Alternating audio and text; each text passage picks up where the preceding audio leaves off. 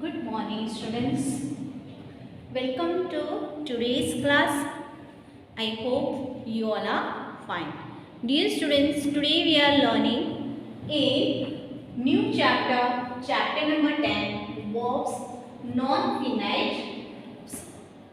Okay. So, what is non-finite types? So, first one we have taken here, that is finite type verbs.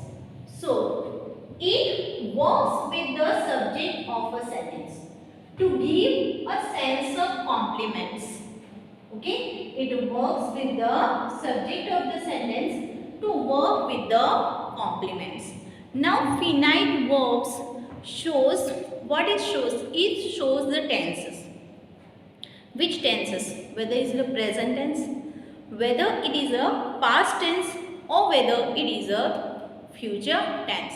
As well as together with that, it shows the number and person also. Also, it indicates tense, person and number. Okay? Tense. As I told you, tense is present, past or future. Person. Whether it is a first person, second person or third person. I mean first person, second person, third person. That means I am talking about a personal pronoun. The basic personal pronoun I, we, you, he, she, it and they. Singular and plural. In that we have first person, second person and third person. Okay. Number. How many? Whether it is a singular or whether it is a plural.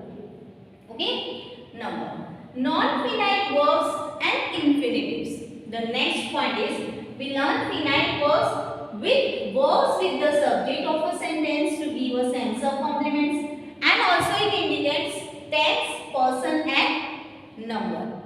Okay? Second is non-finite verbs and infinitives. Both are same. Okay, non-finites and infinitives both are same. Is a non-finite verbs that is preceded by to. Okay, it is used in the sentence. It is preceded by to.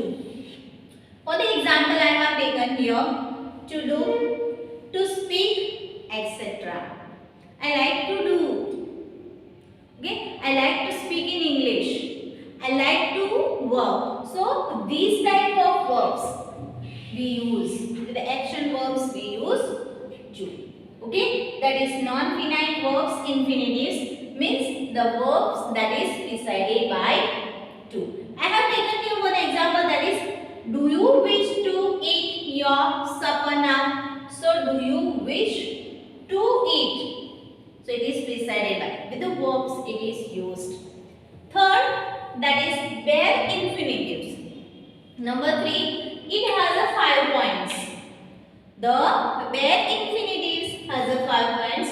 It is used without to. Here, non-finite verbs and infinitives, it is preceded by to. But here, it is used without to. That means here with the verb we are not using to. For the example here, first point is after modal auxiliaries. For the example, shall, will, can, may, etc. Okay. Second point is after the verbs. Okay. Bare infinitives without to after the verbs. Bid, fill, hear, know, let, make, etc. Third is after had, better, would, rather, etc. Fourth point is after then and but. Fifth point is after the verbs such as dare and need to in negative sentence. So here in your textbook on the page number 92, in the page number 92. So if it is a modal auxiliary, I must go now. If we are using must. If it is with after the verbs, how to use? The teacher saw him climbed up the stairs. Okay.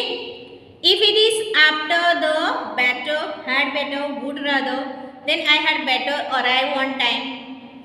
After the then and but, so she did nothing but studied the entire day. And the last point we were talking about in the negative sentence, I dare not to look at your eyes. Okay, you need not think about me. So, finite verbs, non-finite verbs. Finite verbs shows the tenses, persons and number. It is preceded by to, and it is bare infinitives. You are using without to. We are using without to. So now let's go through the exercise. Let's practice. That is on the page number 93. Fill in the blanks with the infinitives or bare infinitives from the verbs given below in the brackets. So here in the brackets the verbs were given. The exercise is already done by me for you. That is, the first one is I want to go home early. Infinitives or bare infinitives. Okay. Let your sister eat the bigger piece of cake. Sushil needs to take infinitives because we have taken, because it is preceded by to. Care of his health. We saw you cross the road. You dare not arrive late for your appointment with the principal.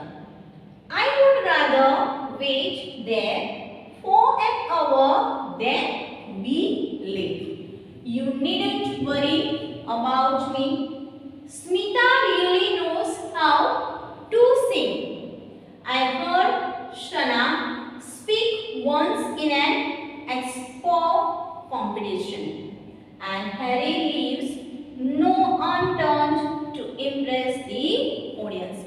So dear students, whatever I have explained to you, written on the board, point wise, please write down in your notebook as well as exercise in the notebook and in the textbook also. Have a good day and thank you to all.